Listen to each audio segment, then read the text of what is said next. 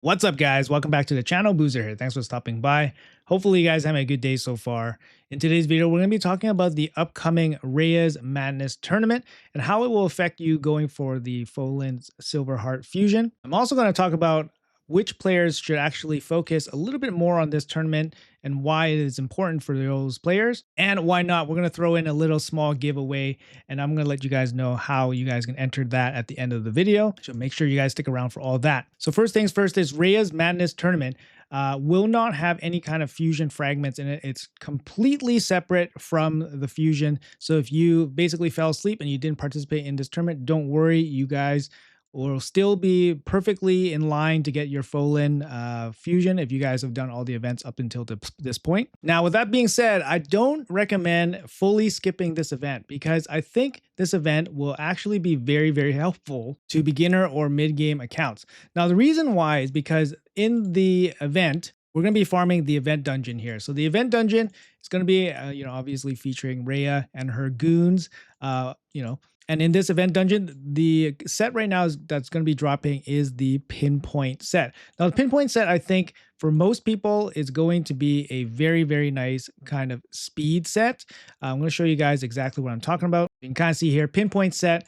A two-piece set is going to give you 10% speed and a little bit of accuracy. So this, I think, is really important, at least for early or mid-game progressing players, to actually pick up at least some accessories for your champions so that you could theoretically build out some champions with maybe two-piece accessories. So a ring and amulet would be the easiest thing to get because the banner, obviously a lot harder to roll. You still need speed on the banner, etc. But an easy two-piece set on the ring and amulet will give you a nice little bit of speed boost.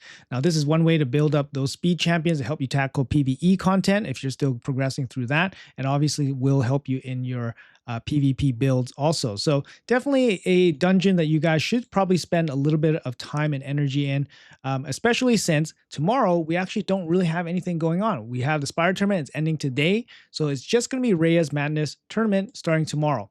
Now, if you guys are doing the fusion for Folin, you guys will have this massive Gear Hunters event staring you in the face, right? So we need 3,700 points for these 5 fragments, which is obviously a huge amount of energy. It's about 5,000 energy on stage 20. It's about 5,600 if you're doing hard 10, for example. And since we don't really have another fusion event happening tomorrow, there's not really too much opportunity to double dip.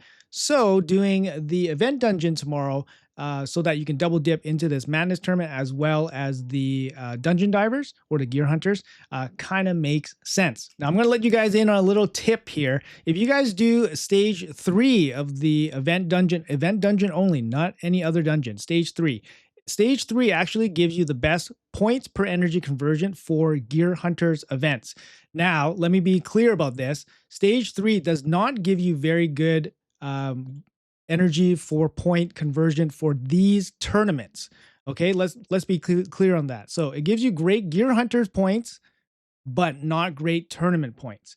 If you want the best mix of both, just do stage 20 if you can, stage 16 if you can't, for example. Stage 20 is great because it gives you a chance to drop 6-star pieces, and it's a relatively quick farm if you have a pretty progressed account. And in my opinion, this dungeon is not that difficult. Make sure you guys check out my most recent free-to-play teams for this dungeon. They're actually pretty simple. A couple of AoE damage dealers with a turn meter booster or a speed lead, and you got this in the bag. Block buff just for extra insurance also. And then you guys have a pretty quick farm. It's also pretty important to go after these type of tournaments that have these immortal soul stones. It's always a good thing to target these immortal soul stones whenever you can, just because they're a pretty scarce resource. And a lot of people wonder how I have so many. Well, I basically target all of these in any kind of event that I see. Now, zooming out a little bit further, we actually have the Ice Golem starting with a champion training tournament halfway through the event dungeon tournament. So if you're able to farm food while you're doing the event dungeon, that's even more double dipping opportunities. So you'll be getting gear hunters, you'll be getting training points, and you'll be getting points towards the event dungeon tournament. I'll show you guys exactly what I mean. This is my stage 20 team. I'm pretty sure it can be optimized even further, but it's pretty fast and I love it. So I'll show you guys exactly what I mean here. Mares comes in, sweeps the waves. Frost comes in, and then that's going to be 5 seconds, 4 turns. We got the job done. We got 3 food happening at the same time. So we got all this happening. We got points for the gear hunters. We got training points, and then we get points for the tournament. Bada bing, bada boom. That's how you make the most out of your energy, of course. If you can't do it to this extent, obviously you dial it down. You can do level 16. If you can mix in some food, that's great. If you can't use a full team, get the full clear, get the quick clears, get 100% clears, of course. And then you might be able to, pick up some accessories that can help boost your speed on some of your champions, right? Like for example, like this ring could be helpful for an Argonite. If you guys have one, for example, Pelops or something. Now we're going to zoom in here a little bit into this event dungeon tournament. And we do have the rewards on a bit of a teaser here. So these are the upcoming rewards in this tournament. This is courtesy of the RSL Extender app. And it's going to show us that we do have a Immortal Soulstone. It's going to be at 3,500 points. That's pretty expensive. Now that's going to cost you 3,500 energy on stage 20. Not going to lie, that's pretty expensive. There's also a gold chest in here. Gold chest usually ends up being something like gems. It might be a shard, for example, void shard or ancient shard. We got a couple of gems here and some greater oils.